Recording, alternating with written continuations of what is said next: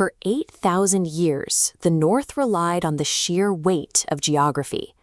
Winterfell's massive granite walls and the choked swamps of Moat Cailin broke every conventional army that tried to march on them.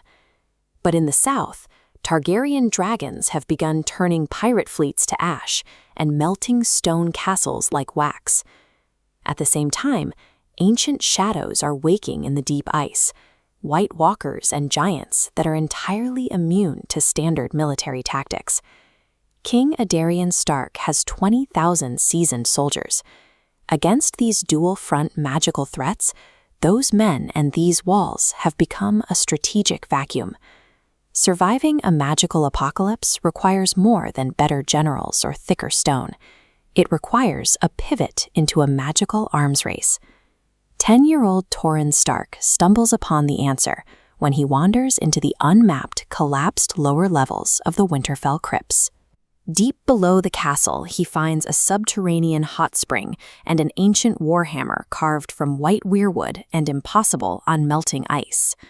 When Torrhen touches the weapon, the magic of the First Men reacts, leaving his palm permanently branded with a glowing frost-white scar. This ultimate weapon has remained dormant in the bedrock for thousands of years, waiting for the blood of the First Men to wake it. For 5 years, Torrhen undergoes a grueling training regimen within the Godswood dreamscape, battling the memory of the ancient King of Winter.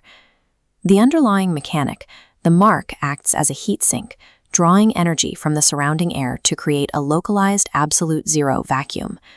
This pressure drop and temperature plunge flash freezes airborne moisture, allowing the wielder to manifest physical weapons out of thin air. This cold is parasitic. Every time Torrhen draws heat from the environment, it consumes his own warmth, empathy, and human emotion. To wield this power, the Sorcerer King must willingly submit to the death of his own humanity. By 15, Torrhen's eyes have faded to a piercing, luminous white, and a constant, radiating chill keeps him detached from his own kin. In the training yard, Torrhen shatters the blunted steel of Winterfell's elite veterans without exerting himself, catching their strikes with his bare hands. Watching this, King Aedarian draws the ancestral blade, Ice. He attacks his son with a weapon forged by dragon magic, testing whether the boy has any fear left. Torrhen catches the Valyrian steel bare-handed. The magical fire in the metal fights the winter in his hands, but the blade eventually frosts over and halts in midair. Torrhen has successfully become a weapon capable of fighting dragons, but his transition into a god has left him isolated from the people he was born to protect. A vision from a child of the forest reveals a fatal vulnerability. To direct the magic on a battlefield, Torrhen must connect his mind to the earth, leaving his physical body paralyzed and defenseless. To bridge this gap, the First Men relied on the creation of guardians, unfeeling defenders bound to the Sorcerer King. This diagram shows the exact recipe for the elixir: red weirwood sap mixed with magically charged blood drained from the king's marked hand.